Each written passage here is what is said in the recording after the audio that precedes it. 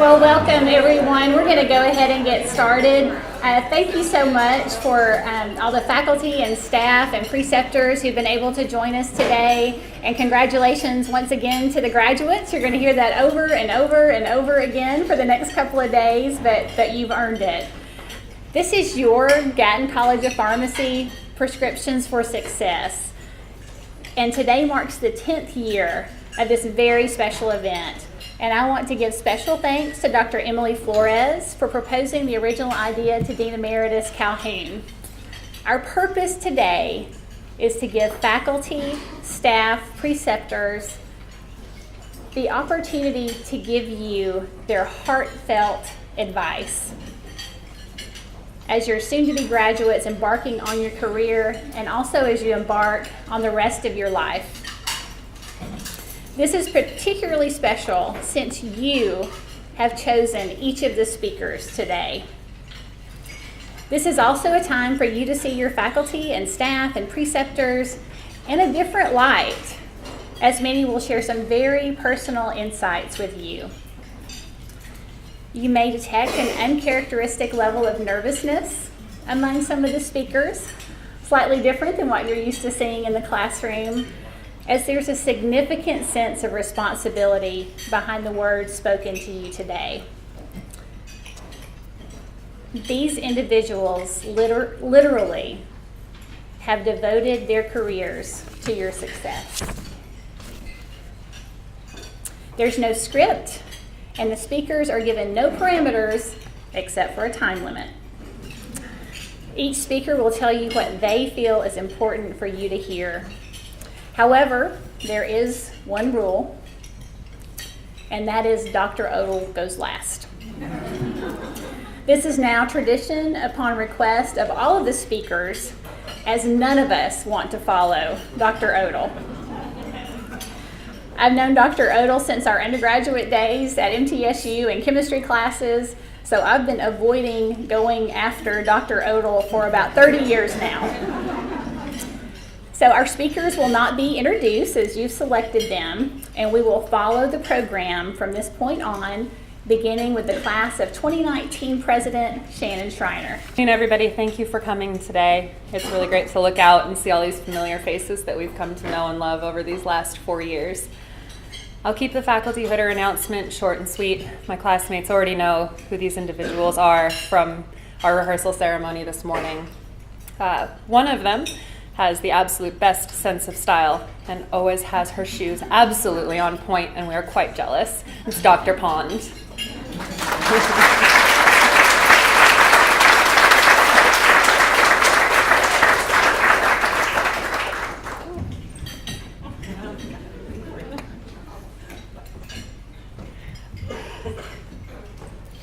I'm like, please be careful. We don't need that before tomorrow. And our second faculty hooder has shown a very high level of dedication to her students, her patients, and all of those that she works with and all of the lives that she touches, and that's Dr. Sarah Melton.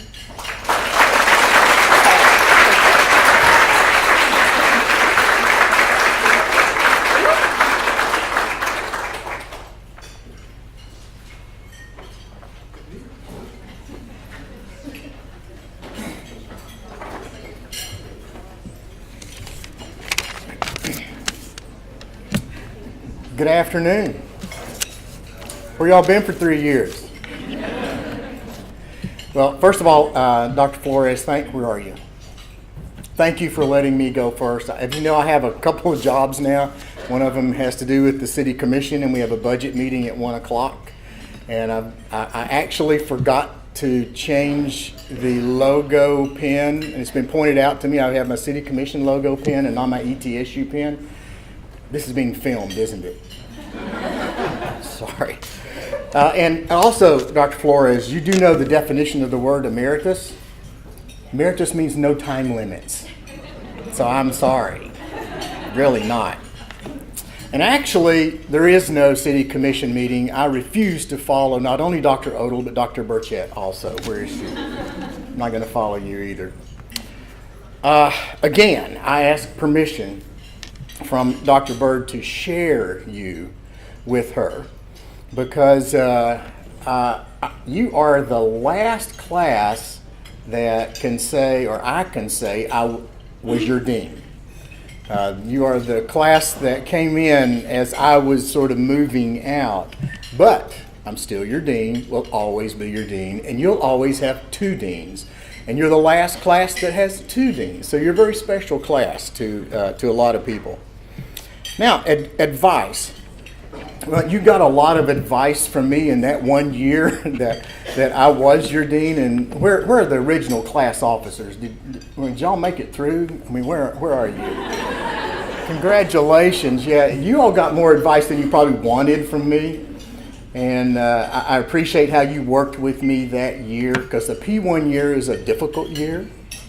And now you have made it, so congratulations.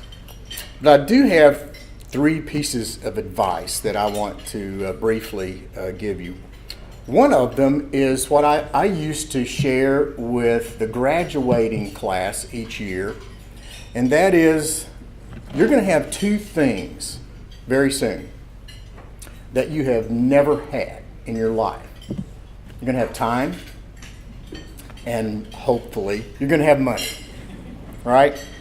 You didn't do this just so you know all that information. I get that. Those are 2 very dangerous things to have if you haven't had them in your past. And let me tell you why I know that. Is this the 10th class? Did I catch that? The 10th class. And I've been watching graduating classes now for 10 years. And I have seen some really wonderful examples of people who used their time that they automatically had and their money that they had wisely.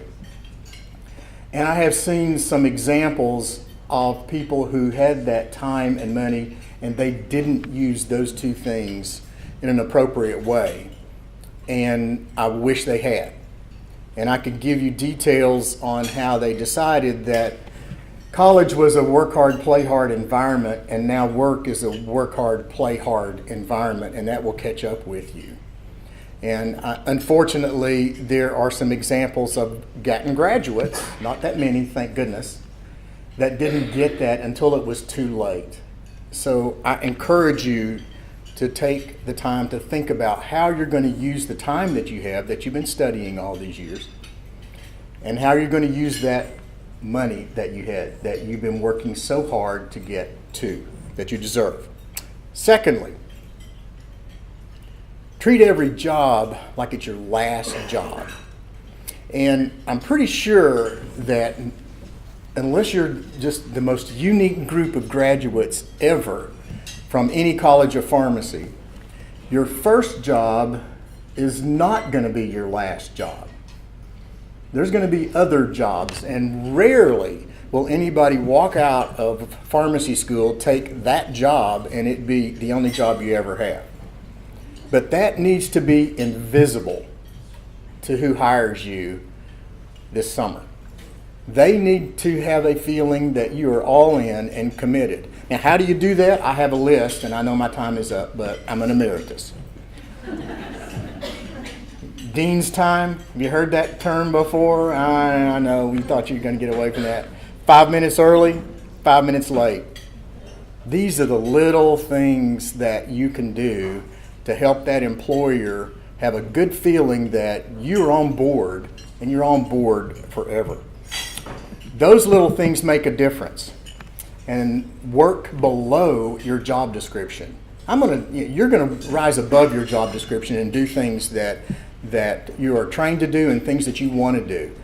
But we often forget to work below our job description and do the things that you're not required to do.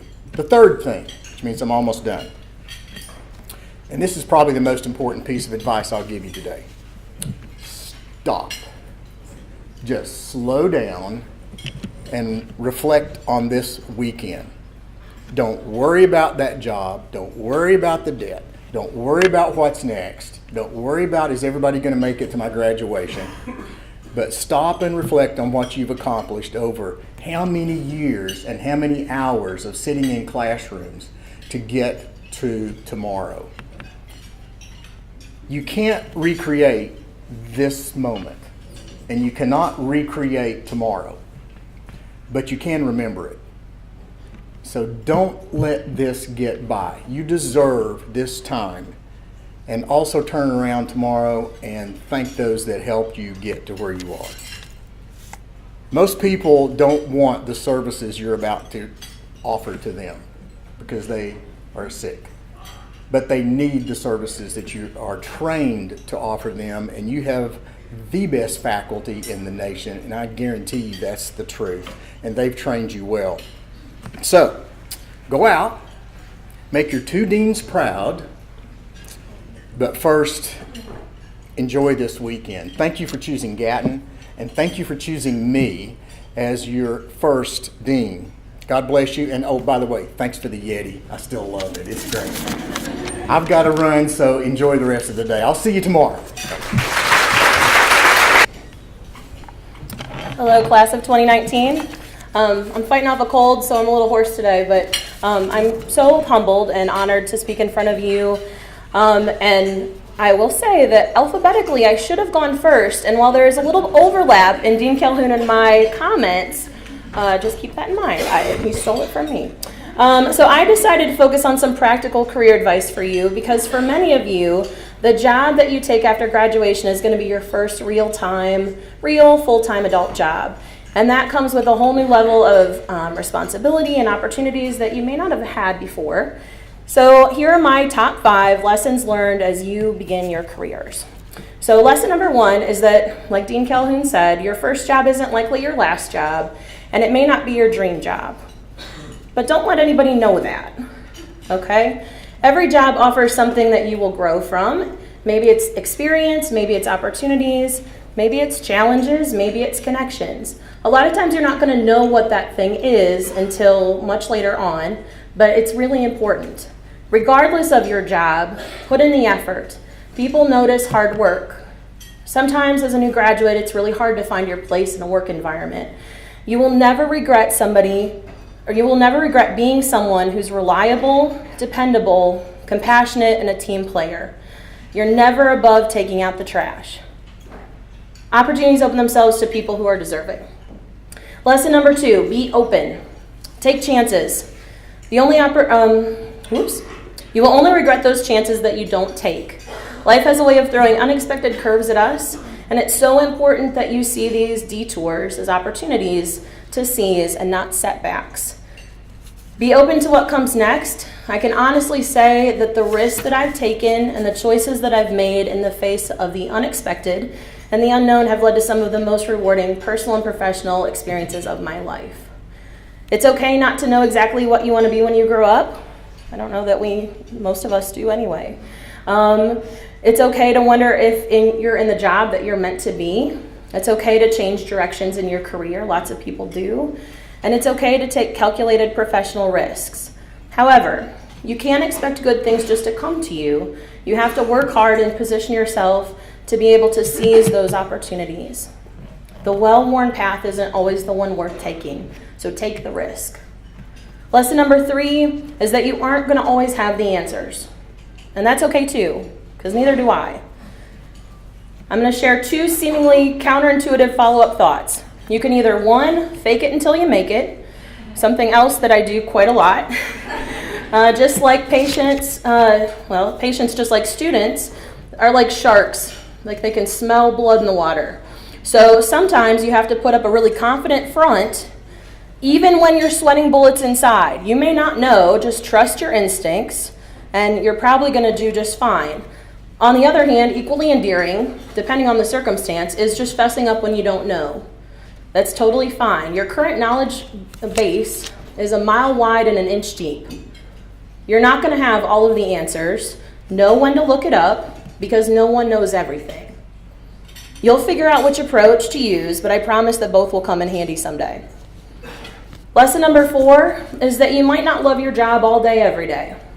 If you expect it to be sunny and 75, you're going to be disappointed. I think we would all admit that there's certain things about our job that we do that we don't particularly enjoy. For me, it's meetings. They're just part of my job, but they're not something that I live for. Not every day is going to be a good day, and sometimes things just aren't avoidable. However, there's some ways to improve your outlook. Do one thing every day that you love. Start every day fresh. Don't let yesterday sour things. Wake up 10 minutes early, drink your cup of coffee, and think, what am I looking forward to today? Spot and focus on what's good. Celebrate the victories, no matter how small.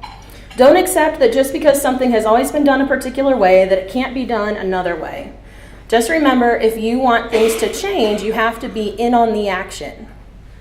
And finally, lesson number 5, work-life balance does not exist. Many people think that it's this seesaw, that one goes up and the other end goes down. One of my former professors, Mary Alice Bennett at Ohio State, said she much liked it to refer to it as work-life integration instead. Because work takes a lot of our time and energy, and it can be really hard to keep work life and home life balanced. And so if you land on that winning formula, please let me know, because I don't do this particularly well, I've found. It's something that I struggle with. So instead of trying to find balance, try to find your happiness. Put time into your relationships with your friends, your family, your coworkers, all the people that are important to you. Set your boundaries, and just realize that no one's balance is going to be the same as yours, and that's okay. It may change over time. Be prepared for balance to be a constant work in progress throughout your life. Congratulations again, class of 2019. I'm so proud of you all, and I'm thrilled to watch where you go from here. 3 minutes. Let me set my timer. This works for my kids. When the timer goes off, they go to bed. So when the timer goes off, I'll leave the stage here at the podium. I don't really know what success is. It's different to everybody, so that further compounds the level of difficulty in this. So I've got a couple things. I may stray from this, but don't take yourselves too seriously. You're mostly just water. Okay? And you're probably not that much different than the person sitting next to you in the eyes of a potential employer. You're replaceable. There's no one in this room that's that important. And if you take yourself too seriously, people probably aren't going to want to work with you. Patients probably don't want to listen to you. But what you should take very seriously is your role and responsibility as a pharmacist, as a spouse, as a parent. That's more important than you in that role as a clinician. You guys all look great, by the way. Very well dressed. Professional appearance, overrated. Communication skills, properly rated. Okay? Drug knowledge, underrated in this profession. You can never know everything about medications, but try. Try. Why not? You might save a life someday. Because there may be times that you don't know that information is even out there to look up, or don't know where to look it up. But you should make it a point every day to try and learn more about medications, especially things that nobody else knows. So when that little lady comes in and says a question about the little white pill, don't take yourself too seriously. Don't say, how am I supposed to know that? Just figure out which white pill she's talking about and then commit that to memory. Because it might make a difference someday in somebody's life. And along those same lines, make it a habit every day to improve in some way. This may be a little too late for you guys, but it's easier to stay out of debt than it is to get out of debt. It's easier to stay in shape than it is to get in shape. But that doesn't mean you shouldn't have the strawberry cheesecake, because it's great. Or the raspberry cheesecake, all right? And it's easier to stay current on drug and medical knowledge than it is to get current. Don't be that pharmacist 20 years from now who's precepting students and say something to the student like, well, ask the student, they'll know that better than I will, because I'm so far out of touch, I haven't stayed current, I'm just, an overpaid technician. Don't be that pharmacist, because you're a doctor of pharmacy, you're going to be. And text can do a lot of stuff. That's my time. Thank you. Okay, pull this down to fun size level here. Okay. Gosh, guys, this is my favorite, absolute favorite day of the year, by far. And so, you know, the chance to get to stand up here and speak to you guys one last time is a huge honor. I'm very, very thankful that you guys think enough of me to even want to hear this voice anymore, because I know sometimes on integrity it's not always super pleasant to, you know, with the nasally Southern accent, but thank you. So just to kind of jump into it, I'll give you some perspective. So every year when if I'm asked to do this, which is, I always think to myself, okay, what am I going to try to put out there this year? What do I want to say? And I think about it for weeks, and then usually the Tuesday before this event, it comes to me. And this year was no different. So this year I picked Sadie up from daycare on Tuesday, and she was in trouble because she had not been sharing. Everything is Sadie's right now. That's Sadie's house. That's Sadie's. And so we've been having a lot of discussions at home about the concept of sharing and, playing nice and those kinds of things. And so I thought, as we grow up, sometimes the idea of what it is we want to share can get muddied because we think of sharing objects, but there's a lot more to share than just objects. And so I want to give you guys a list of things that I hope that you guys remember to share whenever you have the opportunity to do so. Number one is your knowledge. Okay, I think it's been said a couple of times already. You guys are ready. You have the knowledge. You know where to find the knowledge if you need it. Share it freely.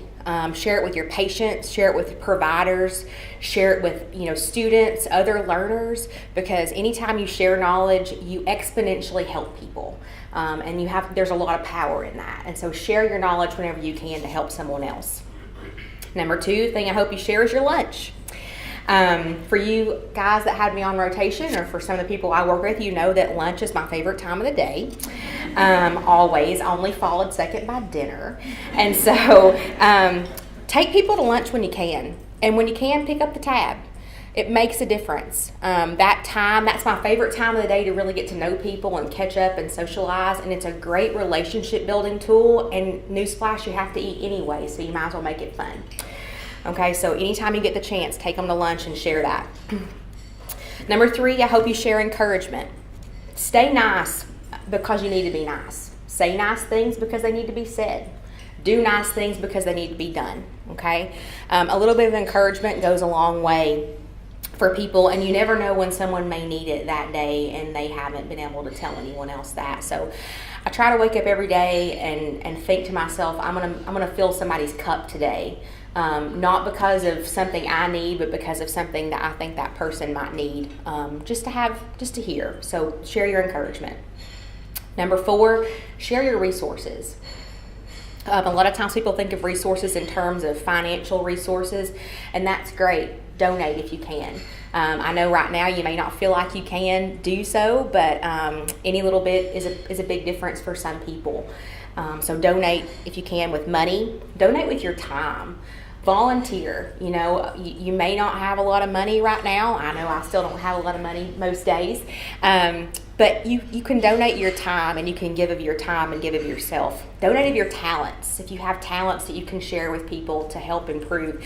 Every time I get to know someone, I realize they have some talent, and I'm like, Jessica, you really are not living up to your potential, because I feel like I can't do anything except play the spoons, and I don't even really do that well. So donate. Always make time for those people who matter the most to you when you're talking about your resources, because time is a big resource. Faith, family, and yourself. Make time for yourself, because you really can't pour from an empty cup, and so you have to keep refreshing yourself throughout life and take care of those things. The fifth thing I hope you share is your story. People need to know that you're a real person. You're going to be in a role where people are going to look at you as some kind of special person who made it to some kind of special career. I remember before I was a pharmacist and before I was faculty, you look around the room and you're like, oh my gosh, how did they get there? What magic is that? It's not magic, it's just a lot of hard work. And so people need to know that you may have stumbled in your life too. Don't ever be ashamed of your past. Share those things with people, because they might need to hear that you yourself have struggled with that at some point in your life and that you've come out on the other side. You never measure a person by something they've done. I only measure them by what they do with that situation. Number 6, share your convictions. Never back down from the right thing, ever. Okay? Do the right thing when no one's looking. Sounds cliche, but it's a big deal. Integrity is everything. Okay? And your personal self-integrity is a very important quality that you want to make sure you always keep in check. Stand up for what you believe in, but also be willing to hear someone else's perspective. When you're willing to have those kinds of conversations, you continue to grow, you continue to learn, and that's a really special thing that you'll be able to experience in your life. Number 7, always share your thankfulness and your gratitude. Say thank you. Use your manners. Goes back to the golden rule, right? Be grateful for things. Recently, some of you guys may have heard we've been having some issues at the house, bathroom renovations. We had, some things that were stolen, some just, typical everyday life kind of stuff that it stacks up and you're like, man, who's out to get me today? But I have to think to myself, I've got a dry, warm home.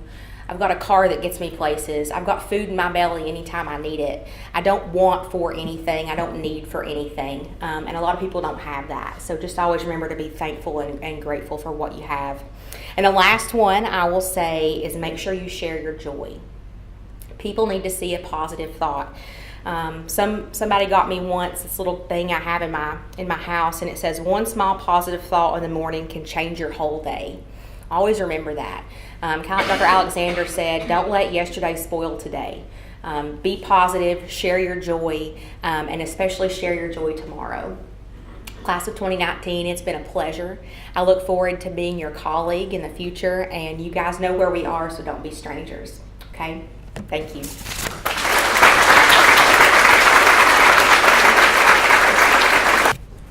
Slightly up from fun size.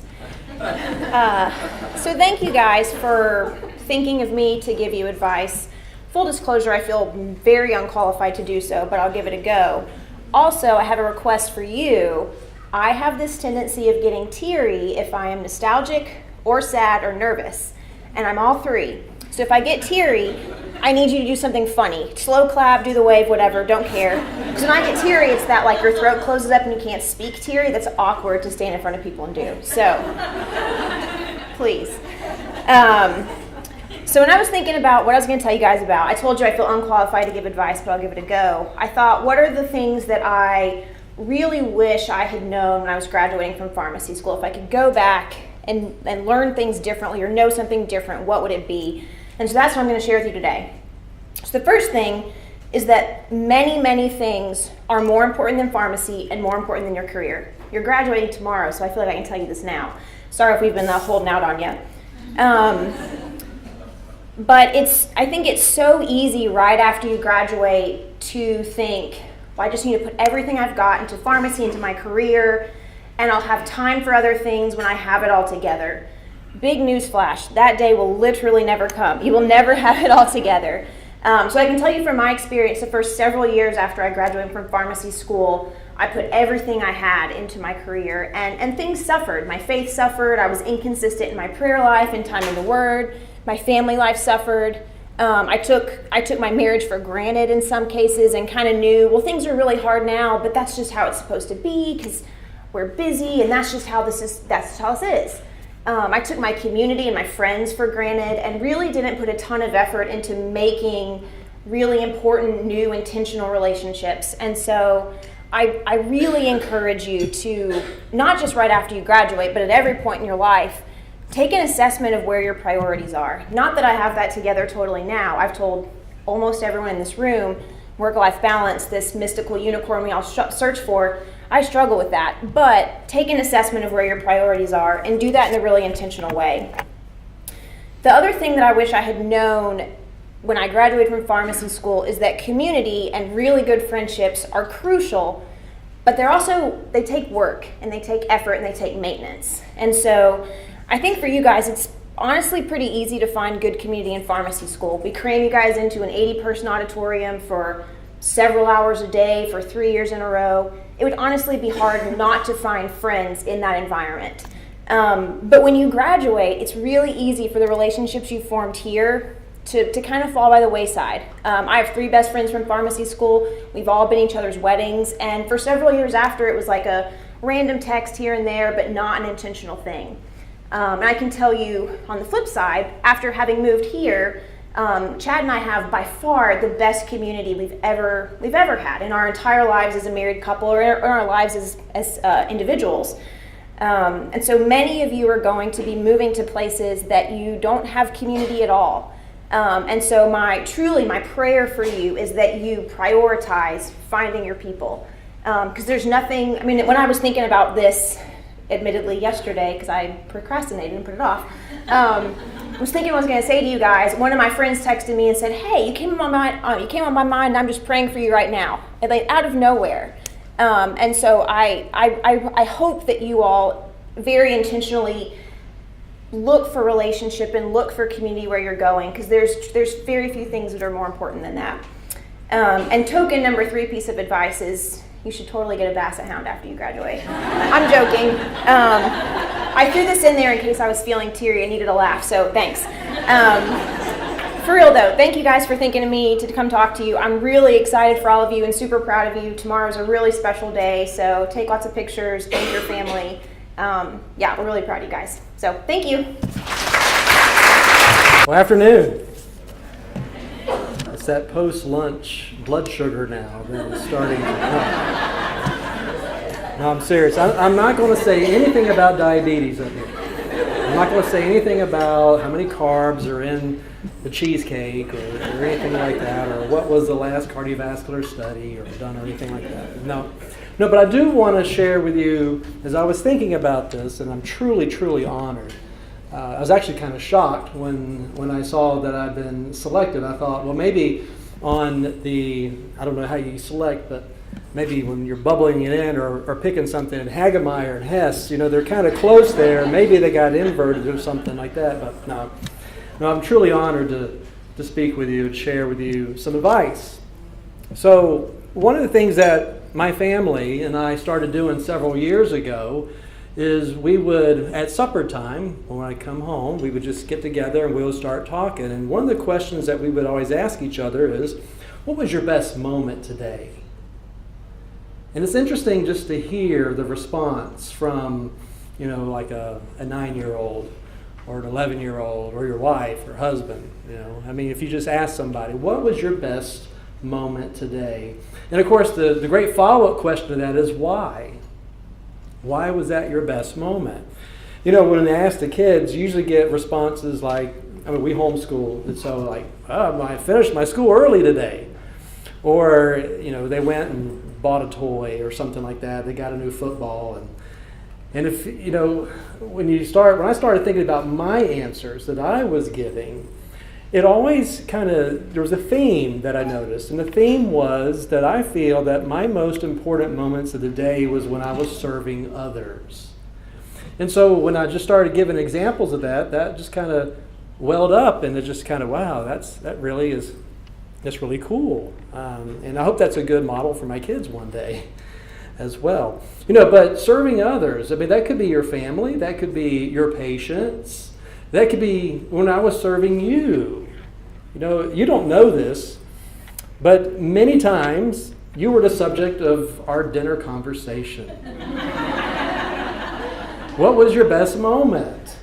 And it might have been something that happened at the clinic or teaching, and there was just something that I could tell there was a response, and you benefited from it, you profited from it, and it made me feel good. It was my best moment.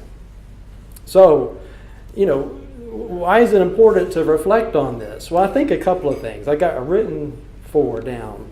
I got to put my old man glasses on though. These are actually my wives. No, that's true. They really are. But number 1, when I think about the best moment of the day, it reveals to me what's important to me. Right? Number 2, it helps me stay focused on what is best and not just what is good. Number 3, it motivates me, in this case, to continue to want to serve others. And number 4, there's a lot of mundane, monotonous, dull moments that's going to happen throughout your day, right? And there's a lot of them, but thinking about your best moment of the day helps put it all in perspective. The cream rises, right? Quality trumps quantity. So one of the advice to you is think about what is your best moment of the day, and think about it often. Now, if you've got a best moment, you also can have a worst moment too, right? So the other end of the spectrum. And as I was thinking about this, and we asked both questions, by the way. So what was your best moment and why? What was your worst moment today and why? And for me, it's when I found myself serving myself. When I'm self-serving rather than serving others. When I failed to be patient with someone. Maybe you. You sometimes were the subject at our dinner table of what was the worst moment of your day. But it wasn't about you, it was more about me. Where maybe I was too prideful, too selfish. It could be any of that. So it's important not to let the worst moment of your day to dominate your thinking, all right? But it's still important to think about, because here are two reasons. One, it reveals areas in my life that need work. That's important. Number two, it helps me grow as a person and learn, hopefully, that I don't keep sharing the same story around the dinner table every day. This is my worst moment of the day. So, prescription for success. Here's my advice. Ask yourself these questions, and ask it to yourself regularly, and be honest. There's no point lying to yourself about these questions. What's your best moment of the day? What's your worst moment? And then number two, if possible, share it with others and ask them the same. What was your best moment of the day and why? What was your worst moment of the day and why? Because that will help strengthen your relationships. And number three, if you don't have anybody, and I've not done number three, by the way, so if you don't have anybody and you don't want to share it with somebody else, consider journaling it, recording it, and then going back and reviewing it, years and years later. It's been a true honor to know you, to teach you, to see you grow. I'm so excited for you. I'm looking forward to tomorrow. God bless. Thank you. I'm a little different. I'm one of the preceptors. I don't work for the college. But I'm like Kelly, my voice is going to crack and I'm going to get tears in my eyes. But I'm Cathy Lawson and I work at JCMC and I'm the clinical coordinator. And I am so excited for every one of you. This is such a wonderful time. And I'm not going to give you any professional advice today. Mine is going to be all personal. And what I'm doing is I'm telling you my personal story. So for those of you that had me as a preceptor, I'm sorry, this is old material for you. But because I've told some of my story to some of the people. If not, if you've heard it, I hope that you'll be with me. But so my story began in Richmond, Virginia in 1987. I went to the Medical College of Virginia for pharmacy school. They now call it Virginia Commonwealth University. I still can't get used to doing that. And what I want to talk to you about today is the value of the friendships that you have now with your classmates. My best friends from pharmacy school are my best friends today. We have managed over the last 32 years to maintain that friendship. And so I've talked to several of you, and I know that you all have really good friends that are in this class and in this room today. So I want to encourage you to take that friendship with you and make those friendships last for a lifetime. So in Richmond, I can remember 1987 standing in the line in Sanger Hall with my roommate, who is one of my best friends. There's 5 of us, there's 5 girls. Anyway, Barb needed to get like a tetanus shot or something. And another one of my best friends walked up and said, "Hi, I'm Carrie Briscoe. It's nice to meet you." She's my best friend today as well. Or the time that I got a telephone call. Hey, Cathy, you want to come over and have pizza together tonight? I said, well, what kind of pizza are you going to have? And the response that I got was, it is not about the pizza, it's about who you're having the pizza with. So at that moment in time, we called that the pizza rule. I still live by the pizza rule today. So take that one with you. It is all about people, it's all about relationships. So graduation 1990, oh my gosh. We had on floral dresses, and what did we do? We took a picture. So all 5 of us, we took a picture. Someone actually printed them out, framed them, and I have it in my house right now. I could live without the dresses, but anyway, from that time on, we have met at least once a year for the last 29 years. And it's incredible. Now, not everybody has made it every single year, but we have really put forth the effort. Sometimes we're lucky enough we get to see each other twice a year. So anyway, we have been through marriages, divorces, a cancer diagnosis, births of babies, and we've also been through the death of parents and our siblings, but we have always stayed together. So this year, we started a new tradition. Usually when we get together, it's all the families. There's at least 15 or 16 of us. Kids, husbands, everyone. This year, it was a girls-only weekend. We met in March. We met in Charlottesville. It's beautiful, but it snowed. But it was gorgeous. But we had a good time. And so we vowed we're going to have a girls-only weekend from here on out.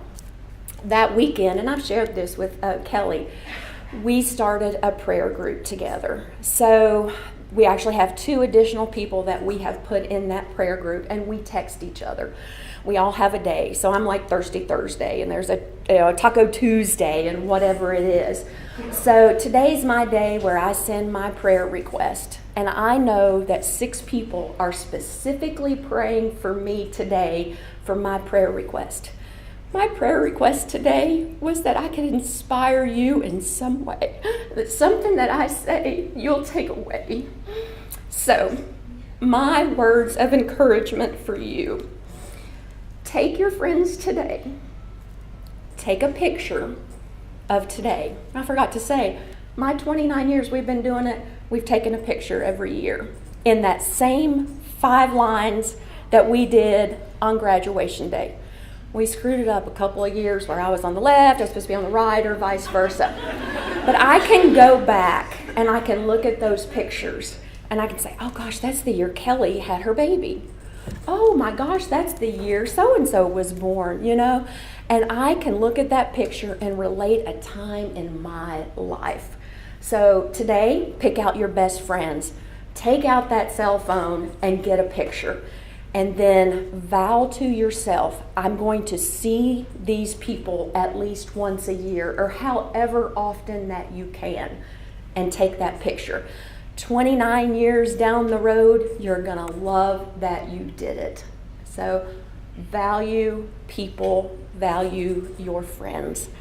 So congratulations, 2019. I am so excited for you. I love the profession of pharmacy. I want the best for each and every one of you. Thank you.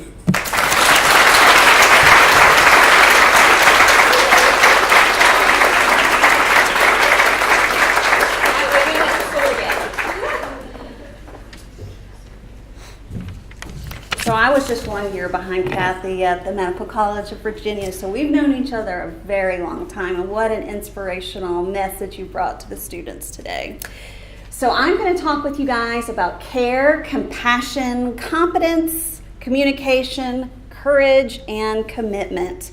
And as I speak with you for the last time before you head to graduation and officially embark on your journey in the profession of pharmacy, it's my honor to share with you my thought about these 6 C's and how they relate to taking care of our patients, but also how they relate to taking care of yourself.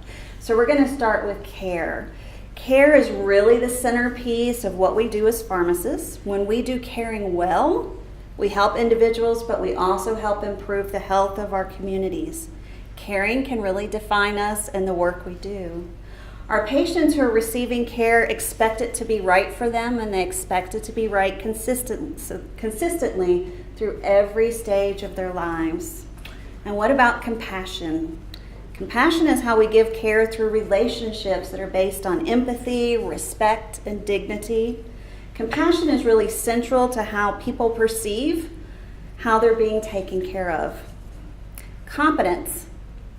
That means we have the ability to understand an individual's health and needs for social well-being.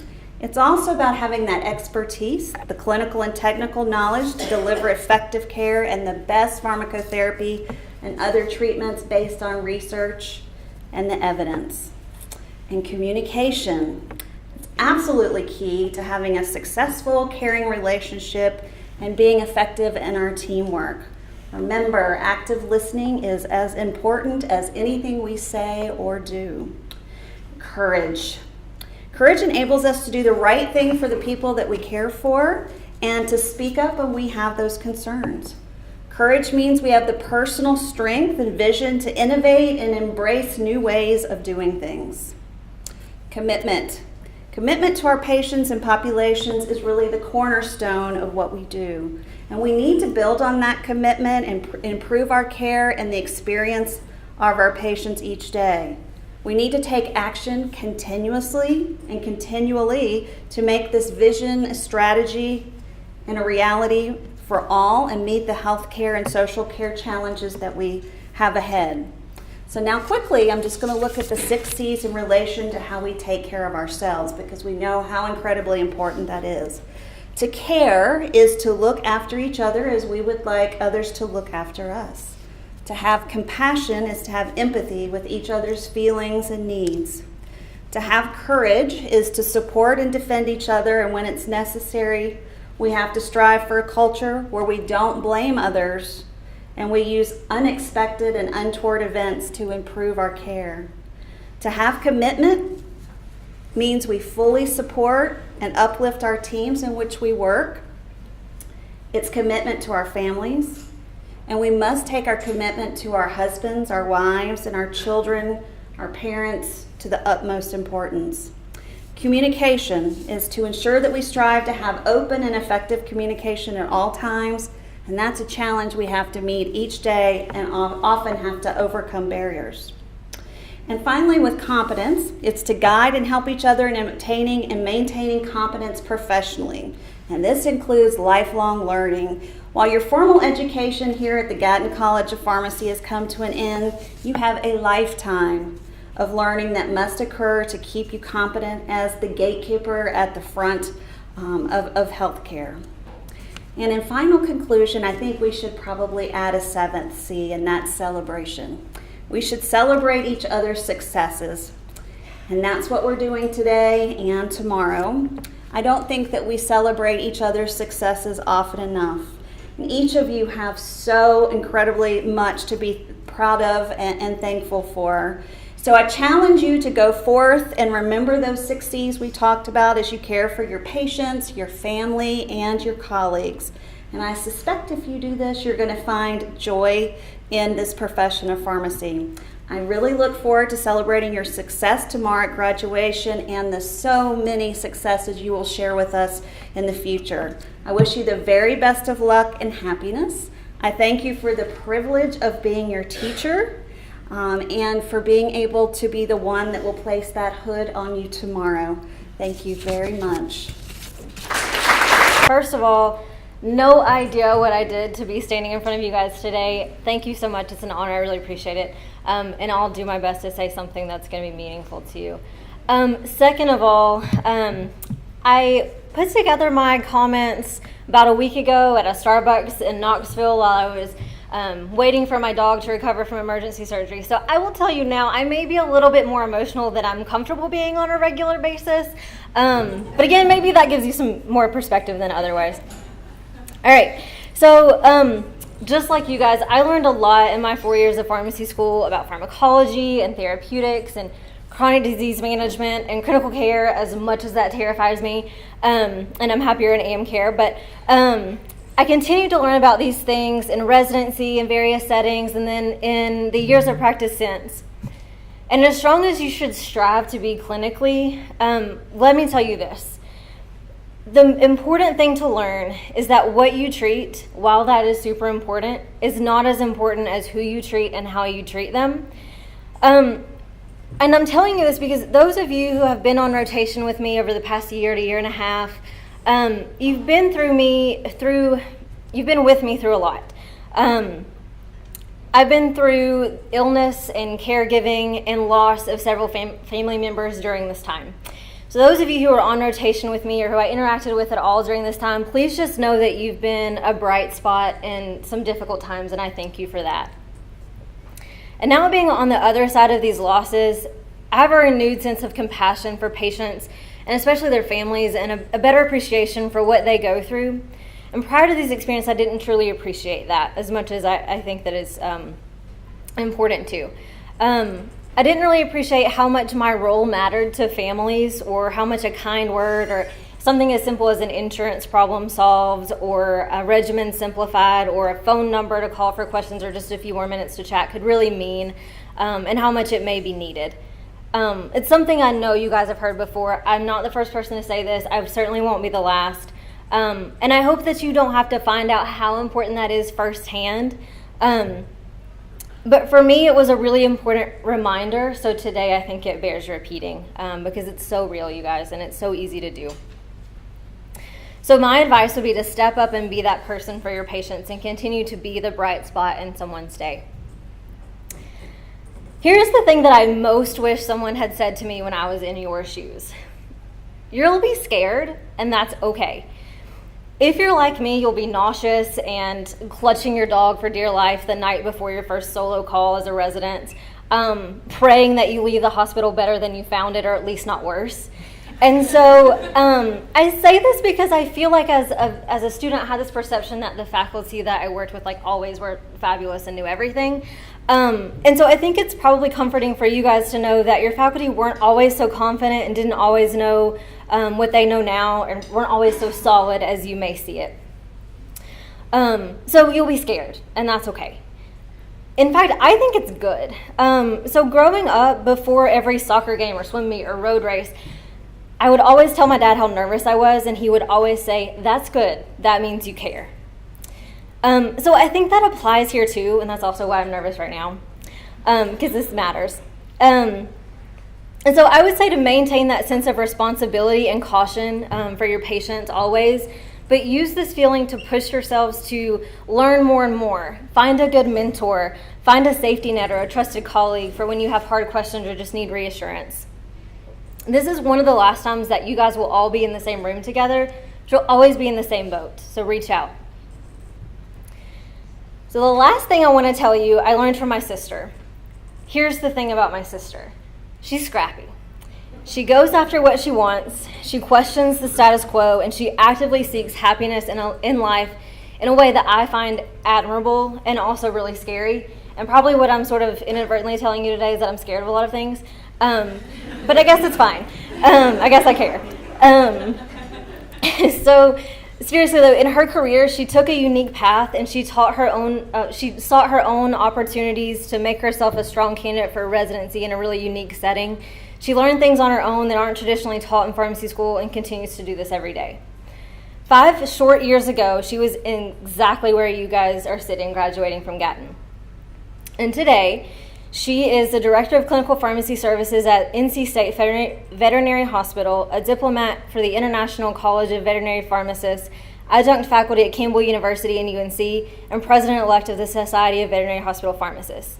So my point is, I'm really proud of my sister, but also, when you seek what you're passionate about and you do what you truly love, even in spite of the uncertainty that may lie ahead, you'll be successful. So I would encourage you to fight for that, fight for where your passion lies. So I can't wait to see what all of you all do in the next 5 years. Congratulations, class of 2019. You're here, you made it. Celebrate this weekend, enjoy this time with your family, and don't forget about your Gatton family, and you know where to find us. Thanks. Well, sitting for a while, you get kind of stiff, you know, sometimes. And let me get that just right there. Well, again, everyone else has said, it's an honor to be before you today and speaking to you. I'll make sure this podium's not going to go anywhere. Okay. Yeah, I have to lean on it, and I tell every group, and I'll try to stay in front of the mic, is if I tend to fall, which I have before, I always go to the right. So the left side of the room, you don't have anything to worry about. Right side of the room, you need to be diving this way. They always say they have somebody close by that don't mind sliding underneath you if you go down or whatever. But anyway, let me get I made a few little notes here. I think there's Jim. Dr. Thickpen, he's ready to go. And I appreciate him, appreciate that. I was looking around to see maybe where David, Nick, and some others were, and I saw Rick here in the middle, but he's got his jacket and stuff on and his bow tie. I didn't want him to be on the floor with that. So, but anyway, made a few notes, and again, I appreciate being asked to speak to you today and try to give you some words of advice. And I've been fortunate in my life to have a lot of experiences and a lot of things. I think about, I used to ride motorcycles a lot and street bikes, and back I guess when they first come out with these real sporty type bikes. And so I'd take them to these curvy roads and little 2 lanes, and I think some places they'd give them names like, I don't know, the Devil's Backbone and places like that, and I'd get to ride. And I said, okay, what kind of stories can I share with you? And so, you know, about how that applies to life and things maybe that I've had happen to me or maybe things that I've done. And to kind of give you some encouragement and kind of get you through the tough times. And you know, I've always told you, especially on APPE, I always say, I want to give you enough to get you through a day so you survive to the next day. So as Dr. Hess was talking, he was talking about how he asked his family at dinner each night. He'd always say, what's been the good part of your day, what's been the bad part of your day. Well, what I'm getting ready to tell you, I really feel bad about it because last Sunday I was trying to decide what I was going to talk to you guys about. So I asked my kids. I said, I really want to share something with these graduates. I said, I want to give them a story that means something to them. And I said, it might help them along life's way. I said, can you guys think of any? My son spoke up immediately. He said, yeah. Tell them about the time you caught the furniture truck on fire when you were in high school. and you still tried to deliver the furniture. And I said, no, that's for smoking cessation. I didn't want to do that one. Well, then my oldest daughter, who she's really into, I guess Jonas Brothers or somebody's getting back in together. I guess she's 16, so whatever group it is. So she spoke up right after that. She said, well, tell them how you used to get people to take classes for you in undergrad so you could camp out and buy tickets so you could scalp them. I said, no. I said, that's more of the moral or ethical conversation I've had with you before. And my youngest daughter spoke up and said, well, tell them about the time that guy in high school, you'd always give him a ride home until they arrested him for murder and he was burying people in his backyard. I said, no. I said, that's a discussion for making sure you know who you pick up and ride with. Don't talk to strangers. And so my kids didn't help me out. So that's the kind of conversations I guess they remember from our dinner table. And all these things are true. They've all happened to me. So I have led an exciting life. But so in the process of that, we were all 4 sitting there. And I said, has Dad ever told you, talking about myself, I said, have I ever told you about the time that I went to Snake River out in Idaho? And I said, they call that Devil's Canyon. And I said, at the time, there was about 20,000 gallons per cubic feet of water or something, however they measure it, moving through the river. And I said, just from West Tennessee, never been in whitewater rafting, that myself and 3 other people decided that's what we would do and what it took to get there. And they said, no, you never told us that. And I said, well, and it applies a lot to you guys too here. It takes a lot of preparation. And so your undergrad was a lot of your preparation to get here. And some of you took different routes than others. Some of you took it a little longer than others. Some of you had graduated, got out and worked a while and decided you wanted to come back to school. So it was the same way with us. We didn't have the internet. Everything we had to find out about the Snake River, we had to watch on ABC Wild World of Sports, which came on Saturdays. And so you could get a glimpse of it, and that'd be it. So you'd have to go to the library and look everything up in the encyclopedia. And really, and we laugh about that, but that's all we knew. And so I didn't know anything else about a raft. You know, we had canoes and little boats, but I thought, what about this raft? So I said, what are we going to need? And as I think about that, that's kind of how you started out too in undergrad, as for your preparation. But you weren't afraid to work, and you weren't afraid to get ready for school. You weren't afraid to apply. So that's what we were doing. So all four of us, we weren't afraid to get ready and put forth whatever effort we needed. And so then the planning stage, and I've written this out: preparation, planning, and then I went practice and performance. So in the planning stage, you had to be committed. And that's when you got accepted into pharmacy school. You knew that's what you were going to do. And so we got committed as well. And so we didn't have anywhere to practice. We were again in West Tennessee. So we'd go to lakes, and we bought this cheap rubber raft. Couldn't order it off Amazon. I wish we could, but we couldn't. We didn't have anywhere like these big sports, academy sports, and those places like you have now. And so you just had to make do what you had. So we try to swim 4 days a week. We try to swim 4 miles a week. So each day we'd try to swim a mile. We try to swim a certain amount of time. We try to lift weights and get as strong as we could. We didn't have any type of pattern to follow. And I know ketogenic diets are popular now, and eating low carb diets. We didn't know anything about that. We just go to McDonald's, get a couple of Big Macs, large milkshake, a couple of chocolate sundaes, large order of fries, and we thought that we'd recover with that. And it worked for a while, I guess, because we'd burn it off again. But we were committed in the planning stage. Then we got down to the practice. And what I found out in the practice stage is you really had to have, a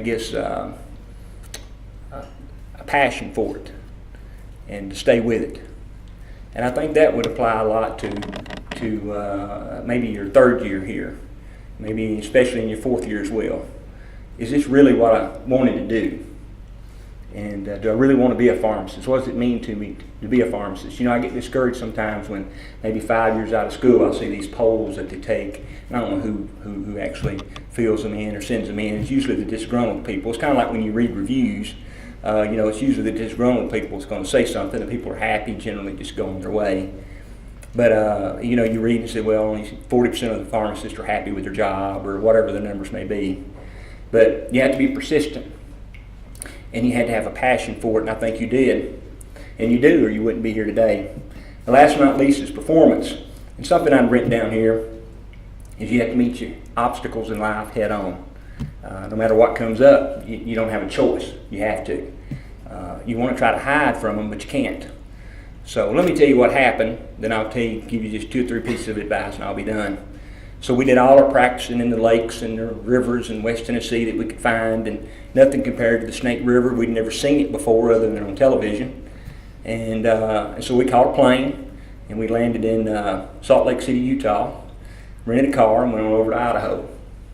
And so we thought we were smart. And you got to remember, we were four young men.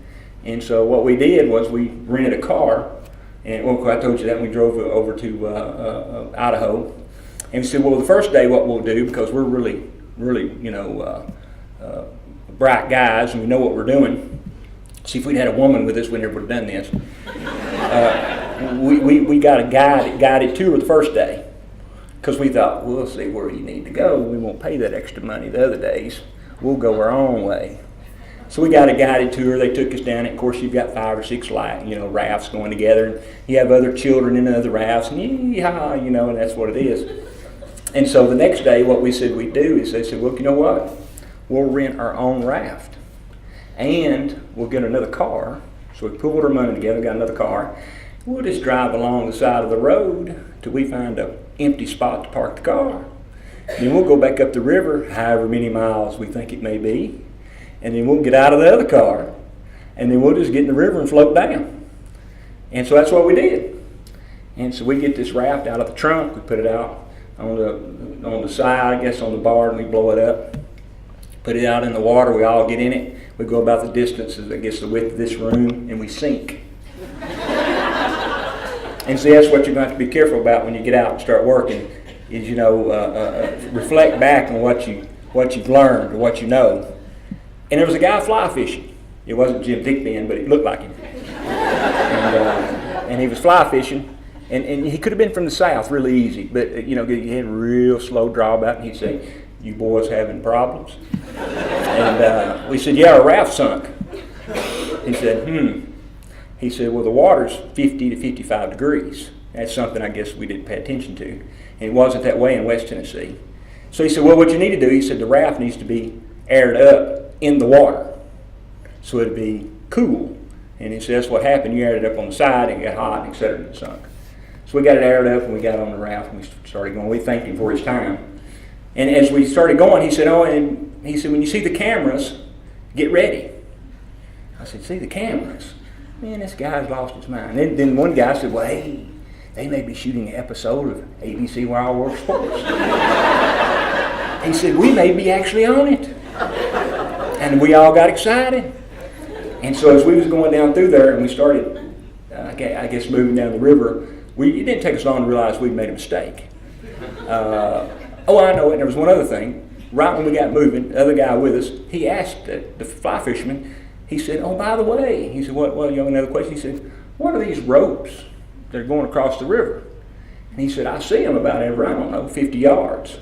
He said, oh, he said, "Those are safety ropes." He said, "Oh, for people going one side or the other." And he said, "No, that's for when you get thrown out." He said, "You grab those and that's how you get back to the bank." And I'm sure all of our eyes got really wide-eyed then because we never saw that on ABC Wild World Sports either. And so as we floated this river and we battled it and we fought it and we had several drop-offs and we thought we were doing pretty well. We wanted to make sure we didn't miss the car. That was key, kept looking on the side of the road, where's that car? And I'll tell you, by driving highway miles versus river miles, what you think is 5 miles turns out really to be 14. And so we're floating down this river. And then, there were the cameras. And there was a guy up on a rock ledge, 2 or 3 people on the side, and others standing on these rocks. I thought, now, why are they all standing there? And right before that, we noticed a lot of people that we thought were out of their rafts eating lunch until we heard the noise. And he got louder, and he got louder, and louder. And then we heard somebody say, "They're going to do it."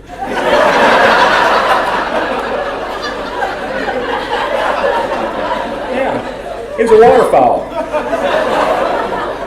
And so here we go down this waterfall. And we go underwater. And if there's any time in my life that I thought, and we were strong swimmers. I mean, we'd been practicing training. We thought we had. But we'd never been on it. If there's any time in my life I thought I was going to, drown, that would have been it. And I wish I'd had an underwater camera because I swear for 100 yards we were like a submarine.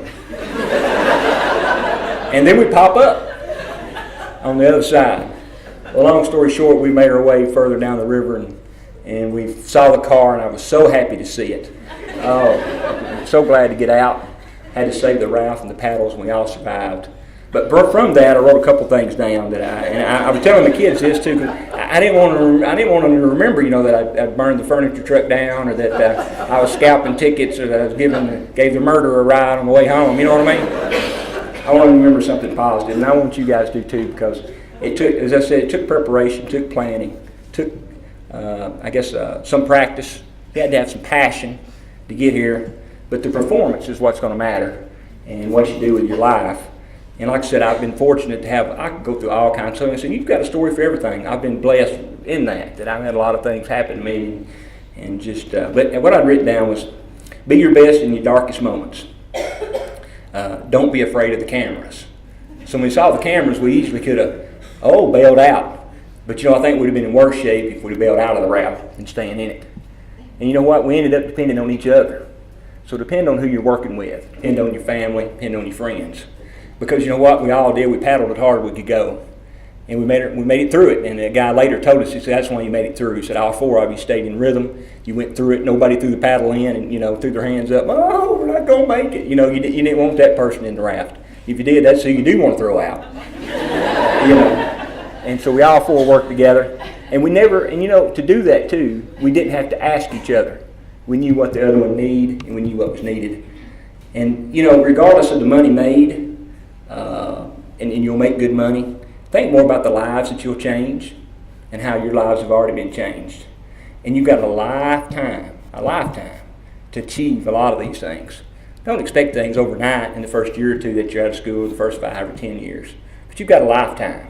Enjoy it, and congratulations.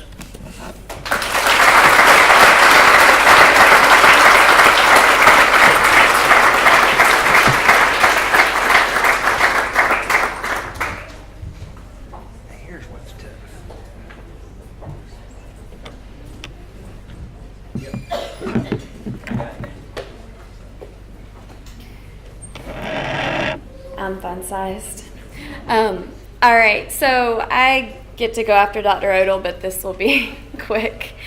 Thank you, Dr. Byrd, for continuing this tradition.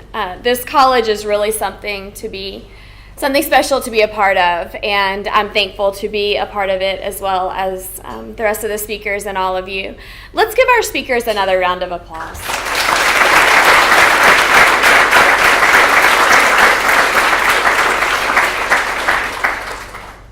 So you all have heard a lot of wonderful words of wisdom today, a lot of wonderful prescriptions for success. You've heard everything from enjoy the moment to work hard, keep growing, have perspective on all of who you are, not just in pharmacy.